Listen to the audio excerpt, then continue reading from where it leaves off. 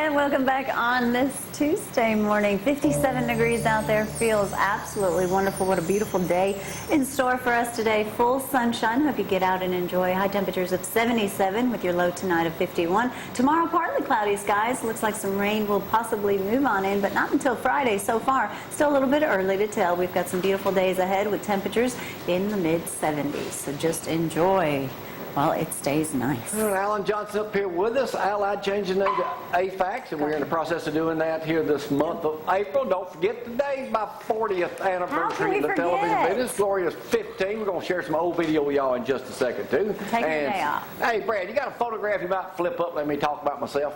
One of my favorite subjects, Alan, you may come to find out, is me. You know, yeah, like, you know, we just, figured that out. You know, there I am right there, hard at work. Now, look at all the equipment I had to carry. Poor thing. Yeah. Look at there. Big old heavy muscles. camera, tripod, everything. We didn't show my nude, did we? We don't have it, do we? No, I did not send him a nude. Just go ahead and pop. And what else is up there? There, that's as close as nude. That was on New Year's night. 1979 New Year's Eve night in Huntsville when I came down as the new year, baby. Got a diaper on. Yeah. Probably Fairly sober, clean. somewhat. Well, currently, before the Me and Country Boy Eddie. You ever heard of him, Alan? Yep. I'm going to be interviewing him here. I talked to him last week. Said give him a call No back. kidding. When we went to his house, he still had the original green shag in his living room. In that He lived den out right Warrior. there. He did. Country Boy. There's me on an elephant and getting ready for the circus. Now, that's a big ride Circus right will there. be here next weekend. Yeah, he fall off that dude. That's a long way down. Yep, This there weekend. I am. This weekend, Jamie. Oh, yeah. That's, of course, Oh, yes, when we this bought weekend, the yeah. studios here. Yeah, we got this ZTV. thing out. 10 Yep, years. there I am in the sex symbol of the 80s, the one and only. Yeah, see my name on my truck. Case Y'all you don't think forgot they who call you me the were. Rover for nothing. Oh, gosh. I was in and out of town, school teacher, nurses, you name it, they all knew me. Look at that little gut. Oh, there's my first vehicle. First vehicle. Al and I had the pleasure, and I've got that story, of flying with the Thunderbirds back in the late 70s. There it is right there. Don't eat Flew lunch. in number 2. You ever heard of the Thunderbirds? I am. Well, I'm one of the few people that ever throw up in their jet. Couldn't walk when I got out, couldn't drive. Oh, There I am, sick as a freaking dog. I mean, sick. Sick. You pull 6.5 G's, and then I did a story in the Blue Angels. They would let me fly with them. They heard what happened to me with the Thunderbird. I'm telling you what, that's my old days at 48 when I had a little My set first over day there, a at little hot 48. young thing with me at the time. Now an old Kept her thing. around for a little while. There's my sex shot. Oh, my. The image. That's right. It's like one of those big boom boxes you carry on Yeah, your well, shoulders. I've still got that. Boy, cameras have gone down. Now you can shoot video with one of these right here. And there I am right there in the late 70s up at Lynchburg, Tennessee. I thought you go back to wear the cowboy hat. What do you think, Al? That'd work for me? I ain't worried. Yeah, there I'm out there working a pair of overalls on, Frank. How See, old I that used to get photo down there and is. get dirty with the best of them. You do it for 40 years, you learn to do it the way it needs to be done. Is that in black and white? Yes, Well, it was in black. we had color back then, but some of the pictures are in black and white. Sure. Yeah, but So he nowadays, says. you know, instead of So cameras he like says. that, you can take your cell phone out and shoot something. In the old days, you had to lug everything forever. Yes, you did. All right, now let's talk about what's going on with Allied. You're changing the official name That is correct. to the logo you have on right now, which is AFAC. Now, is that going to include your pest control too? No, the pest control will be totally separate because the state won't allow you, the license and permits is not in this name, so you can't advertise through this name. And so we have to advertise that totally separate. Okay, so it's a totally separate name, Bug Busters. Bug Stompers. Stompers. Speaking of Bug Busters, I met the guy that owns that the other day and had it on his shirt over in Rogersville. Yeah. So he was a Bug Stomper, and you've got an official jingle on that we'll be unveiling here sometime It's really cute, real too. soon. The next time we're here, we should be able to play it the next time we're here. So. All right. deal. Well, tell us about how evidently the What do you cracks in look people's for? floors, that's a big deal. It is. What causes most of that?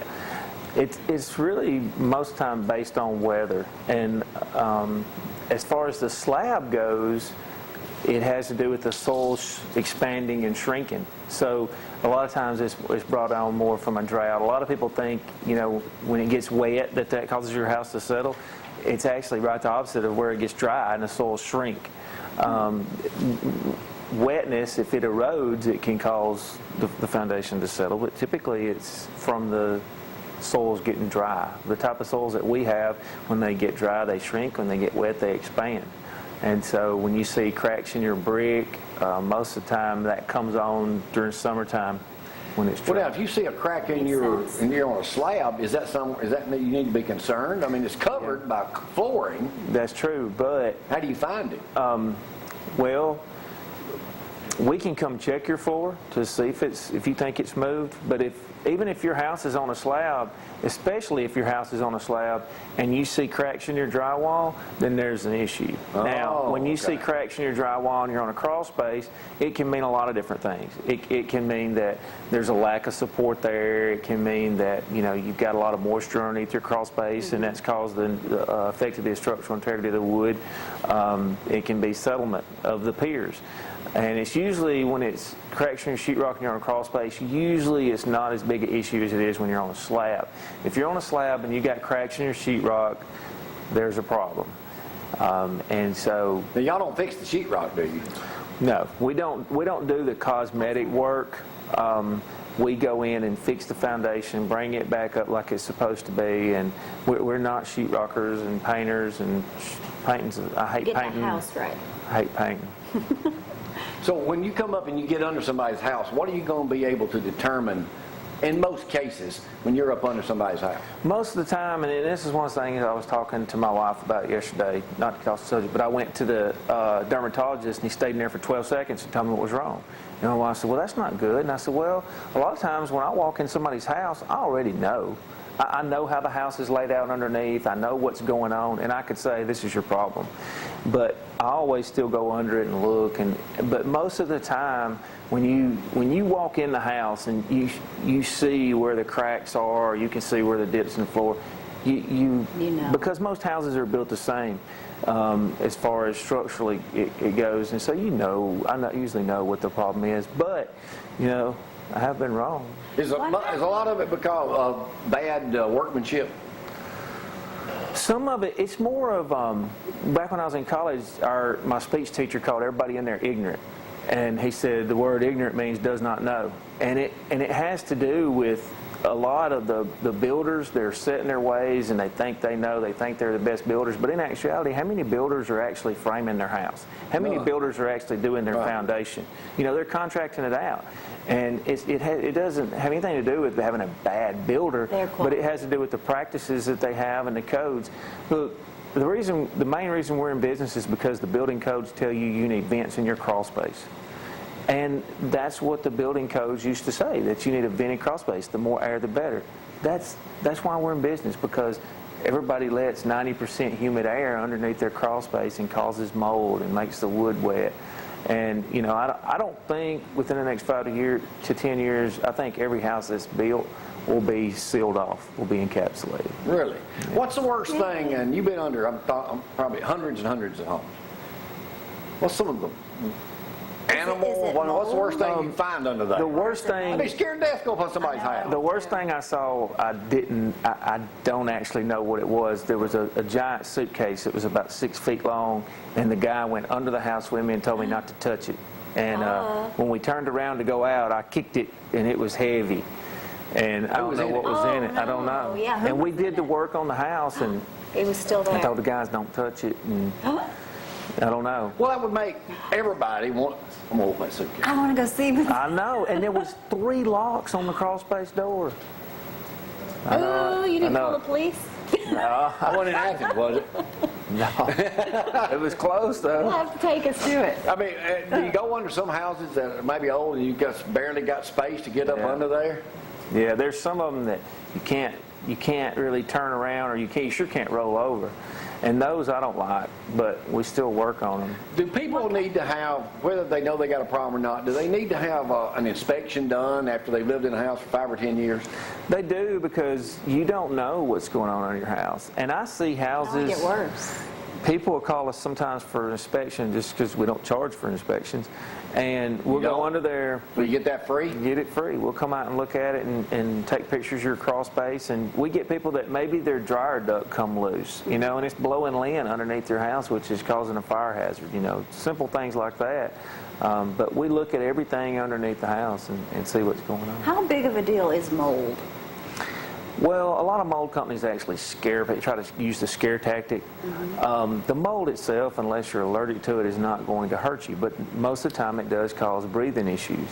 Underneath the house, the wood-destroying organism, the fungus, is more of an issue. So the moisture a lot of times can make fungus destroy the wood, and that's usually more of an issue. But More like my damage. daughter, if she spends the night with somebody and they have mold underneath their house, then she's going to be sick the next day. How you gonna know you got mold up on? Well, if I go under have 100 breathing houses, if I go under 100 houses, I'm gonna find mold in 99 of them. And you don't know how many times people say, "Well, I know I don't have mold," and I just think, okay. If I've never seen one that did. Look, the way that the environmental hygienists mold, do black air tests. mold.